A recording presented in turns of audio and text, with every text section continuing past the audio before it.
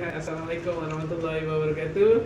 Kita bersama dengan pelanggan-pelanggan yang baru selesai berbekam Okey. Jadi kenalkan nama sikit kan. Nama Aziz.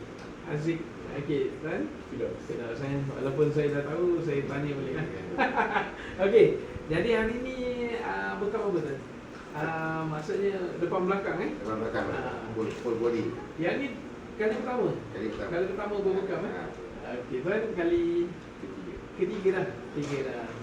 Jadi boleh tak share sikit pengalaman lah? Pengalaman contoh dia macam hari ni bekam guna kaedah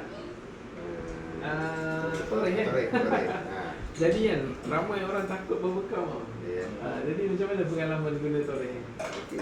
Okey, boleh Tak sakit. Tak sakit sangat Tak sakit, alhamdulillah. Jadi Tuan Firdaus, hari ini pengalaman pertama kan bekam depan Biasa belakang jarang orang buat bekam kat depan. Jadi kat sini kita memang syorkan orang bekam yang terbaik. Sebab tu kita sebut angin kan. Angin depan memang paling best lah. Jadi macam mana Tuan kita punya bekam tadi?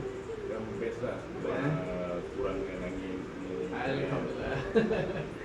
Okey, terima kasih banyak Tuan. Jadi yang best tu hari ni kita bersama dengan bos-bos Kelembang. Jadi inspirasi. Boleh share sikit mula-mula berniaga. Umur berapa Tuan mula-mula Tuan Aziz? Start berniaga. Awal 20-an lah. Awal 20-an 19 awal 20-an. Sekarang belum 30 lagi guys. Jadi ni Tuan Firdaus lebih kurang. Semoga terus memberi inspirasi kepada ramai lagi orang Melayu kan, supaya sama-sama berniaga tu. Saya berniaga kat Kelembang pun koyak.